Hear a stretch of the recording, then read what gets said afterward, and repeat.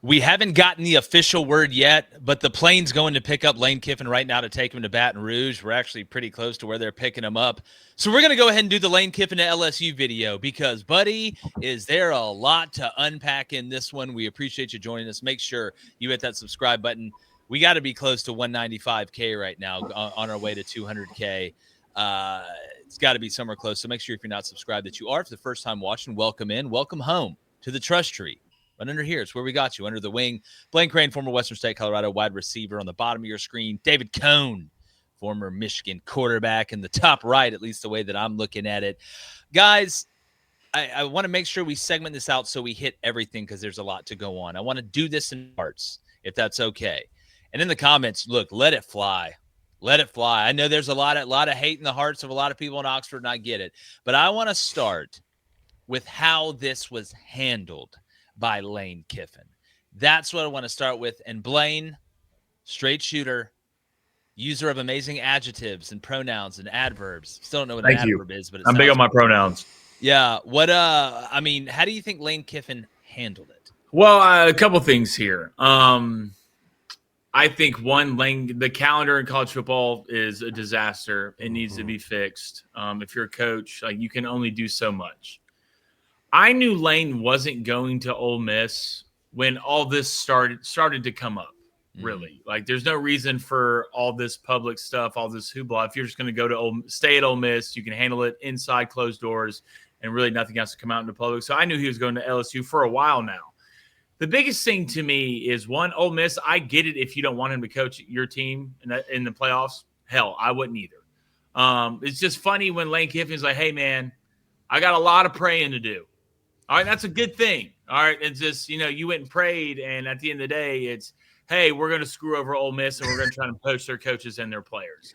God said that to him. All right, yeah, I just don't know if that was the answer. It's nasty, but, I mean, go look at all the places Lane Kiffin's left. It's never really been clean.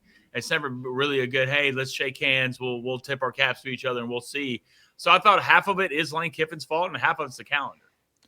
Yeah, Cone, I got a feeling where you're going to go on this one because you are an old soul. But just throw some nuance in there, too, for me, because the calendar, Blaine brings up a good point. The calendar sucks. It puts you in a bad spot. But two things can also be true at once.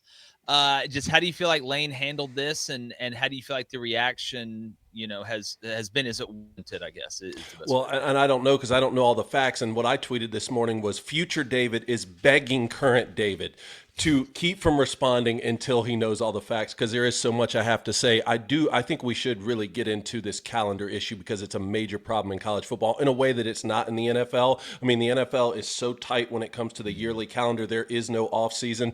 So that's a point I agree with Blaine on. I disagree on the point that just the fact that there was smoke obviously meant Lane Kiffin was going to go, because I mean, we saw the same type of smoke with the rumors about going to Auburn. It seems like there's smoke every year with Lane Kiffin, and that's the quality of having a successful tenure there at Ole Miss and being a good coach, is that the rumors are going to come up all the time. But a couple things here.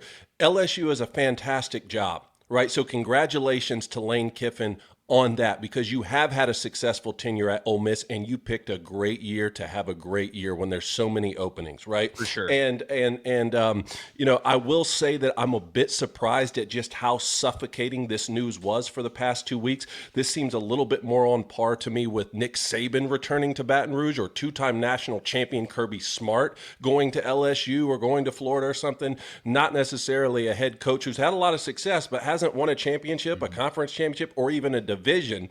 So that part surprises me a little bit. And then the growth of Lane Kiffin, I think, is an important issue to talk about as well, because he says that he's grown so much personally with being at Ole Miss, but then these last 48 hours sort of completely unravel that narrative. Again, I want all the facts to come out, but from an AD's perspective, if I'm the AD, you're 100% not coaching in the postseason if you're leaving to go to a rival school in the same league. If you were leaving for the NFL, possibly, but you can't continue to coach my team if you're leaving for a rival school when you're going to spend 90% of your time assembling a new staff, probably the staff from here, and now it gets even more complicated because the players can leave. So when I see Kirk Herbstreit on ESPN, who's with the same agency, or Nick Saban on ESPN, who has the same agent, Jimmy Sexton, as Lane Kiffin does, and he says that Ole Miss should let Lane Kiffin play out the college football playoff. I don't believe y'all because I watched Nick Saban himself not let Lane Kiffin coach a national championship as a coordinator, told him to hit the bricks, and elevated Steve Sarkisian. Yeah. Here's where I'm at it, Ed, on it. And I think you guys make some really good points. The calendar is a problem, and it did kind of put Lane Kiffin and LSU in a box a bit, right? Because Lane Kiffin didn't come out and say, I'm definitely staying at Ole Miss. He didn't come out and say, I'm definitely leaving Ole Miss. And when you're in the middle of the fight and really in the back end of the fight, and you still have a chance, obviously it creates an issue. But the part that I have a problem with, and I know Lane is a troll on social media, is that he did a lot of trolling about this on social media as well. You know, I think there's a line, a respect level for Ole Miss, not only the fans, the players, but the administration as well, that, hey, this is really serious.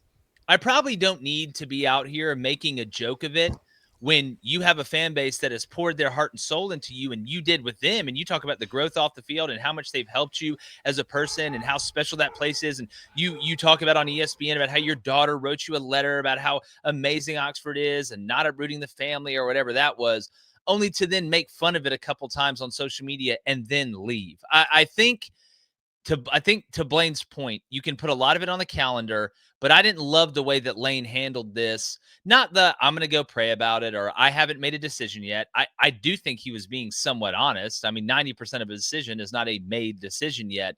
But the trolling and stuff on social media, I just thought that was in poor taste. And look, your reputation's your reputation, man. Regardless of how much growth you had off the field at Ole Miss and this, that, and the other, the way that you have left places. I mean, hell, I don't know if he can step foot in the state of Tennessee or Mississippi unless they're playing somebody there and he has to go. I don't know if they'll let him cross the state line. So, you know, what did he say? Fool me once, shame on you. Fool me twice, shame on me. Fool me three times. Well, if you just can't get fooled again. And it just feels like we're there with Lane. And so I think there's a little bit of blame to put on Lane and also the calendar, to Blaine's point. The second issue I want to talk about is, and Cone, quickly, you're exactly right. If I'm Keith Carter, like you said, you can kiss my ass, dog. Like, you're not staying here. You want to leave, that's great. Go to LSU. That'd be like finding out right now that your wife's cheating on you, but she wants to stay through Christmas. Man, hell no. Go on over there. Go on that guy with the motorcycle and has the tattoos. That's fine. Have fun. I'll call you and say, I'm sure you'll call me in 6 months. But I will say LSU's a pretty damn good job, which leads me to my next thing. And David, I do want to go back to you, and then we'll get to Blaine. A lot has changed with NIL. I think Ole Miss is a better job than it used to be. I do still think LSU is a better job than Ole Miss. Not by the wide gap that we had 10 years ago, but it is a better job. So I don't think it's crazy for Lane to go from Ole Miss to LSU. Do you still feel like that's the case? Or now with NIL and all this, is it really just even, basically? No, I still think LSU is a superior job, but the fact that Lane Kiffin has been able to have 4 10-win-plus seasons at Ole Miss shows he was able to do the hard part, which is to get the players there. And I just wonder if you guaranteed Lane Kiffin that he would win a national championship this season. You're already in the college football playoff. Okay, I know there's a tough stretch to go, but you need to win 4 games the way the Buckeyes did a year ago. If you guaranteed him he would win a national championship this year, when the expectations weren't even that high, would that change his decision, or would you remain at Ole Miss? Because a question I've been asking is this a telltale sign that Lane Kiffin doesn't think this team right now can win a national championship? I get year over year, and the opportunity and the consistency to be competitive is probably higher at LSU, but does it say anything about this particular team? Because that, I think, would change the dynamic if you guaranteed him you're going to be a national champ and you can just sign whatever check you want here for yourself. Yeah, and Blaine, you know, I do think, and again, you got to be rational here. Ole Miss fans probably will not believe this or want to hear this. If you gave me a 10-year window to win a national championship at Ole Miss or LSU, I think you would have more bites at the apple at LSU than Ole Miss. That doesn't mean that it would be like 8-0, right? Ole Miss is 11-1. They're going to make the college football playoff. They're going to have a chance now. But, man, like, I don't think he's crazy for leaving. I do think to that point that LSU is still a superior job. I mean, it's just it is what it is. A couple things here. One, Cone, I don't think Lane Kiffin thinks his team can win the national championship. I don't either, to be honest. Yeah. 2, the hard part for Ole Miss is getting the players there. I'm trying to think what the hard part at LSU is. Yeah. Because that's not it. All right. Getting players to go to LSU is not the tough part of the job. Maybe satisfying the fans, going to win a national championship. Maybe that's it. But I'm trying to find what's tough at LSU. It's not getting players there, right? It's not facilities. It's not NIL money. You have the aura as one of the best jobs in the country. So a lot of things got a lot easier for Lane Kiffin going to LSU. Look, I know Brian Kelly there, and he was a failure, right, at LSU. I can understand that. But I think 1, Lane Kiffin's a better fit. And 2, it's just not only is it easy to get players there, Lane Kiffin, it might just be able to get whoever the hell he wants now. Because 1, everybody wants to go to LSU. And 2, if I'm an offensive player, I mean, what's the team that had the most yardage throughout college football the last 4 years? I mean, that's Lane Kiffin. Yeah. But again, he's coached big-time jobs before. It's not like he was just a coordinator and then went to be a head coach at Florida Atlantic and then got to go to Ole Miss. He's already had the biggest jobs in the country at Tennessee, at Southern Cal. He's already been the youngest coach in NFL history. So I've seen him take the big jobs, but I've only seen him win championships as a coordinator.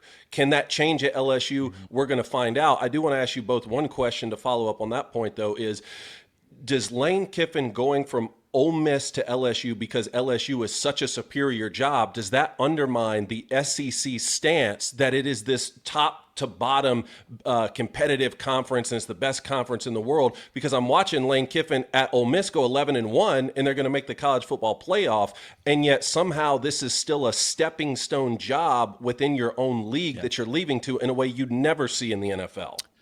Well, I think, Cone, there's levels to it. On one hand, I can see what you're saying, and it isn't like you were at Kentucky or even Mississippi State. But I feel like every conference has that, right? Like if you were going to go from Purdue to Ohio State, like that would make sense. If Kurt Signetti went to Ohio State tomorrow from Indiana, could you really blame him? No, but every other conference kind of acknowledges that, though. It's the SEC that says our bottom barrel teams are still better than every other program in the country. Well, see that I think a little bit of that is obviously biased toward the conference. I think if you're, again, looking at it from an even unbiased view, you can realize that, some jobs are better than others. But I think if you're going to look at it that way, you could also look at the flip side and say, man, look, you can go to a middling SEC school like Ole Miss, blow that thing up, make the college football playoff, and the jobs at the top are so good, you're still going to leave. If he went 11-1 or 10-2 at FAU or something, they didn't make it into the college football playoff, or you're at a team that didn't have a chance or didn't make the college football playoff, that's one thing. But you think the jobs at the top are so good, you're willing to leave an 11-1 team that should be hosting a college football playoff game to go to another place. So I think, again, it's just beauty's in the eye of the beholder. I just think at some point when we look at the conferences and what's this one's better than this one because of that, it's all how you judge conference strength. Like we have this argument all the time. Is it, well, a team from your conference won the national championship, or is it, hey man, like look at the ACC, anybody can beat anybody at any point in time? I feel like we could just argue that into a wall because it's just going to be based on perspective, and you can make a logical argument to either side of it. Well, one more question I have for you both is what is the ultimate goal from LSU's perspective? Like how much would you put up with and deal with to achieve whatever your ultimate goal is? Let me put it a different way. In 2019, they had one of the greatest seasons that we've ever seen, undefeated national championship season. Things kind of fell off pretty quickly after that with Ed Orgeron. Not that dissimilar to what happened with Gene Chizik and Auburn after Cam Newton, except I don't think there was anything like off the field with Gene Chizik. But if the goal is just to win a national championship, and that were to happen next year in 2026 with Lane, and then everything else falls off the bus, sort of like with Urban Meyer at Florida, you get all these rumors that you got killers or whatever on the team. Lane Kiffin leaves you high and dry again, like he's done all these other programs. Is that one national championship or even an SEC championship? Is all of that worth anything that Lane Kiffin could potentially do to LSU? Man, no, I don't think so. What crazy is, they hire BK and you're like, all right, well, look, it's a CEO guy. He's going to actually bring LSU structure. Mm-hmm. So you can have multiple years of success in a row. Yeah. You can have consistency. And then that falls apart, and BK really doesn't get close to winning the national championship that Les Miles, who ate grass, a totally different version of the GOAT, and then Ed Orgeron, who smoked the grass, still won it in 2019. I think LSU is looking for Mr. Right, like not Mr. Right Now again. They've had Mr. Right Now. I know Les was there for a while. We all know how that one ended. But what an ironic thing that if this does work out, which I think there's a good chance that it will, and LSU is able to have sustained success year over year for a while, and I know Lane Kiffin's gotten better, but you went from a CEO, Brian Kelly, structured this, that, or the other, to a social media troll that is diabolical on offense, and that led to the consistency. It's just, it blows my mind how these things work out. And look, I think Lane's personality is a really good fit for LSU. Boy, LSU Twitter is going to be hell. I can tell you that much. That's going to be fun to watch. So I think they've had the wham, bam, thank you, ma'am, right? They want somebody that's going to light the candles, put on some music, put some rose petals to the bedroom, maybe even start you a bubble bath and rub your shoulders for a little bit. That's what I think LSU is. So, Blaine, what do you think? Because it seems like if there was ever a quintessential definition for the wham, bam, thank you, ma'am, it would be Lane Kiffin. That's a good point. Or AKA Joey Freshwater. Yeah.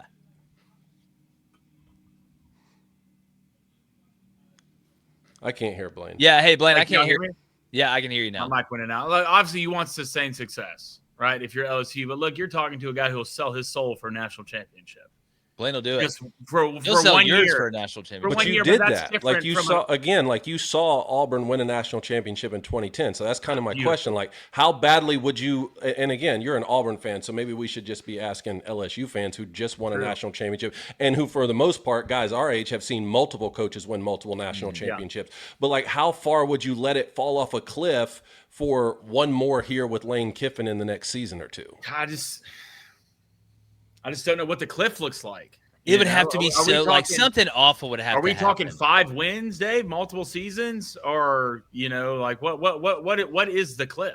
Well, that's what I'm asking is like what sort of cliff would correspond with what sort of goal you're trying to attain. And I just ask because I think LSU is the type of program who could go get really any coach they want. I saw him steal Brian Kelly away from Notre Dame when he was the winningest coach in program history. Never thought it would happen.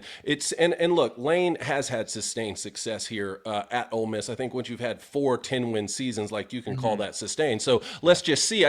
Does the last 48 hours change anything for you guys when this guy has talked about growth, and be present where your feet are. Don't always chase something greener grass on the other side. And now he's allegedly holding all the coaches hostage that you need to come with me right this second because Ole Miss is saying they won't let me coach in a playoff game. Look, I stopped listening to the coaches they say when Nick Saban said he wasn't going to coach at Alabama. That was it for me. From there on, I don't take anything serious any coach says ever. Well, maybe that's the biggest problem. Maybe we need to hire some guys who can coach football. If you know where they're at, Dave, let's go get them. And again, but I don't fault Lane Kiffin for leaving Ole Miss for LSU. Again, I think all of us, if we were head football coaches, we would seriously consider that. That's not the issue. I think what Jake was bringing up earlier is the way that this process is played out. And again, we don't know all the details, but I genuinely can't wait to talk to Ole Miss fans at the cigar bar this week and ask them how they feel about this because the guy did deliver for you on the field, and you're going to make a college football playoff this season, now, regardless if the committee penalizes them, which I think is something that we should talk about. But also, you got to have some bitter feelings if this plays out the way that it's going right now. I can't wait to hear what Ole Miss fans think. And another question kind of brings up, where does Ole Miss go from here? Yeah, well, Jake, that's what Jake and I were talking about. It sounds like Pete Golding, right? Yeah, Pete Golding, it's looking like I saw Neil McCready, I think, put something out, and Neil would know. That Pete Golding is, I think, going to be the permanent. Like I don't think this is just an interim tag either. And look, it's a tough spot for Keith Carter, but I think that's the right move. The Blaine thing's funny, and to Blaine's point, coaches are going to say what coaches are going to say. Politicians are going to say what politicians are going to say. Like the ADs are going to give you that political answer. That's just part of it. Very, very rarely do we have somebody that doesn't do that. So to Blaine's point, I agree. And I don't think you hold a bunch of water, but what's funny to me is this plane situation that's allegedly going on. And again, I use alleged because I want to make sure it's factual, but it's funny to talk about is that Lane Kiffin was saying either you let me, and this is alleged, coach the team for the rest of the way, or I'm going to poach a bunch of staffers and players. And then it was said when Keith Carter was like, no, you're not coaching, he told his assistants, the ones he wanted to bring with him, I'm getting on this plane, which, again, I think he's on it right now. And either the guys that I want to go, you either show up or you're not going to have a job. And a lot of people are freaking out about that, which that's not the first time that's happened. Nick Saban did the same thing, leaving Michigan State, going to LSU. There's a funny story behind that as well. It's gotten ugly. You felt like it would between Ole Miss and Lane Kiffin. But what's funny is people are acting like that's crazy to say. Like, what's the alternative? Like, if you're Lane, you go by yourself? Like, hey guys, look, thanks. This is amazing. I'm just gonna go to Ole Miss by myself or LSU by myself and just build a whole brand new staff. Like, what's the other option there? Like, hey, running backs coach, you just stay. I'm gonna go to till the end of the playoff. I'm going to go to LSU and I'll just do all of it. I'll print everything out. I'll write it down. I'll go pick up the food and the coffee. I'll do all this. It's just kind of how it goes, man. Well, let's go in order of operations here then. First off, let's say if you're Lane Kiffin and LSU offers you to be their next head football coach and you made a decision you want to go do that and leave Ole Miss, that makes sense. Then you want to coach this Ole Miss team into the college football playoff because you've led them to a great season. That part makes sense. Then you're Ole Miss's AD and you say, wait, no, you can't go to another team in our same league for the next 7 weeks until the national championship game and coach while you're technically under contract for a rival. That part makes sense. Lane Kiffin then holding the program hostage and the assistant coaches and saying, well, you have to get on the plane right this second or you can't be a part of my future staff. That's where things start to unravel because like he's not going to finalize putting his staff together this afternoon, right? I mean, you guys were coaches. How should this thing play out for the next couple weeks? It just feels like the calendar, right? That's what's screwing them. Well, even if it wasn't, even if this was, let's say this was February after the championship, okay. Like he's not going to assemble his staff this afternoon. It feels petty, right? It feels a little petty. I mean, yeah, but like again though, if you're Lane, that was going to take him anyway. Like I don't feel like why would you say, oh well, okay, if you don't let me do this, then I'm gonna take these coaches anyway, as opposed to you letting me stay here and coach it and then take them. And then leave Pete Golding in an even worse situation. Like I'm interested to see who all goes. I'm actually more interested to see the players. And this should get us into the college football playoff conversation, whether or not the college football playoff should penalize Ole Miss, not just without Lane Kiffin, but possibly without the majority of his coaching staff, and even more importantly, possibly without players. Like, are they getting held hostage in this situation too? Like, if you want to transfer and play for LSU, then you can't play in the college football playoff that I just helped lead you to. It's just crazy that on championship week, we're sitting here talking about a Lane Kiffin hostage situation. It's awful. It's awful because what gets lost are the players on the field who are playing the football games. As far as the committee penalizing Ole Miss, hell no. Just like they shouldn't have penalized Florida State a couple years ago. Like, imagine that. Imagine your quarterback gets hurt and you're Florida State and you're undefeated and they keep you out of the playoff and say that your quarterback being hurt had something to do with it. And then if they don't do something to Ole Miss, what? Like the head coach is gone? And so I don't think they should have penalized Florida State. I don't think they should penalize Ole Miss. The players won the game. You're penalizing players that they didn't do anything. They did nothing wrong. They did everything pretty much they were supposed to, outside of barely losing to Georgia on the road. So to me, it shouldn't penalize them at all. But you know what's interesting is when a coach gets fired, and the new rule I believe in the transfer portal is the minute the head coach gets fired, you've got to wait like 5 days. But the thing is, if you're an Ole Miss player, dude, you may never get this opportunity again. Yeah. So, like, I don't think Lane Kiffin would say to the players, either you're coming with me now or you're not coming. I think for the players, it will be finish this out. Then, you know, your portal will officially be opened up. This, that, and the other. I can go out here and sign you. I think that's different than the coaches. But just the fact that they are in this position, it sucks. But I'll tell you this much. A part of me thinks, and again, I know Pete Golding, if it is him, hasn't been a head coach and a big-time head coach. But don't you think this could galvanize these guys? Like, I don't know if I'd want to see Ole Miss in the first round of the playoff. I don't know if I'd want to see them, to be honest with you. Because at the end of the day, it's a lot of the stuff is Lane's not going to call the plays.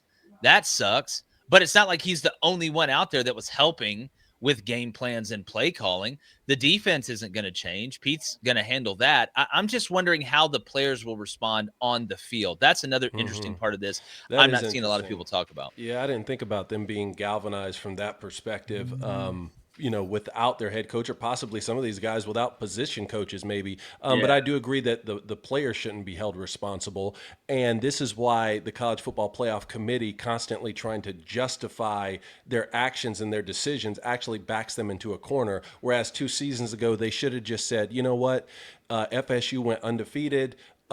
But our mandate is to pick the best 4 teams. It was 4 at that point, the best 4 teams. And we just think Alabama as the SEC champ is better, instead of giving the Jordan Travis justification, because now you've backed yourself into this situation. Yeah, that's what I'm saying. Like, you want to talk about a quarterback being valuable? Yeah, duh. How about the head coach? If I'm in the playoffs, please give me Ole Miss. I don't know, dude.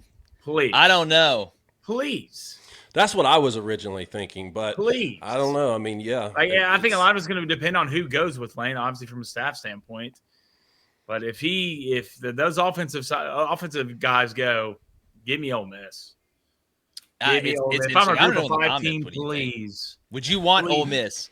Would you want Ole Miss for this one, especially the first one? If you're the group of 5 team, yeah. I mean, just they may be galvanized, but let me take our shot with a team without a head coach. Yeah, that's your best shot. Yeah, I don't know.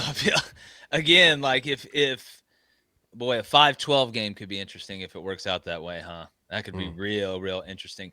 All right, anything else, guys, out of this? Obviously, LSU's getting a hell of a coach. They should be excited. Ole Miss fans should be pissed, and they are. I do, before we go, guys, next year, I got LSU's schedule pulled up. You know what their road games are in the SEC? I know one. Tell me they go at Arkansas, at Auburn, at Kentucky, and you go scroll on down here a little bit, at Ole Miss. They go to Ole Miss? At Tennessee. Dog. Oh, my God. Hate. When are they going to go play the Raiders? Dude, yeah. I know. Like, you might as well scrimmage them at this point. And I think Lane Kiffin, his first game at LSU is at home versus Clemson, coming off the year they just had. And 3 years from now, are we going to be sitting here saying that at the end of the day, Lane Kiffin is just a better coordinator than a head coach? No, I don't think so. I don't think so. The real question is Lane going to win one in the next 3 years? I don't think it's crazy. Look, I'm going to say no. Crazy. I don't think. Blaine, what do you think? Ooh. The real question is Lane going to win one next year? Yeah. Well, I'm telling you, man, I'm interested to see how you say yes for a guy who hasn't won one. Yeah, is Trinidad going to go? He's fighting for that extra year of eligibility. Yep. Yeah, year 9. Let's get it. One more time around the bend. But just craziness in college football. Make sure we got an update with the Golish hire at Auburn, which is absolutely nuts. We're going to play a little game later in the week called Grade That Hire. And I think you guys are going to like this. And I was going to talk about John Summerall. Cone brought up Jonathan Smith being fired at Michigan State. Hell, Jamarcus Shepard just got the Oregon State job. A lot of movement going on. Ryan Silverfield takes the Arkansas job after Golish decided to go to Auburn. There's a protest going on at Arkansas right now. Is there? Yeah. They're protesting him? That's tough. Yeah, You're Ryan Silverfield. You're like, man, what? We beat y'all, man. Yeah. What? Hey, I'm not an Arkansas fan, guys. All right? Shit, I don't know. Stop protesting, Blaine. Yeah. Fur is murder. All right, guys. Well, make sure, again, you hit that subscribe button. You're locked in. We got a ton on deck for you. We actually dropped our college football playoff projections earlier today as well. Make sure you check that out. And like the chances of me not just sitting back and enjoying watching all the madness play out, we're gone.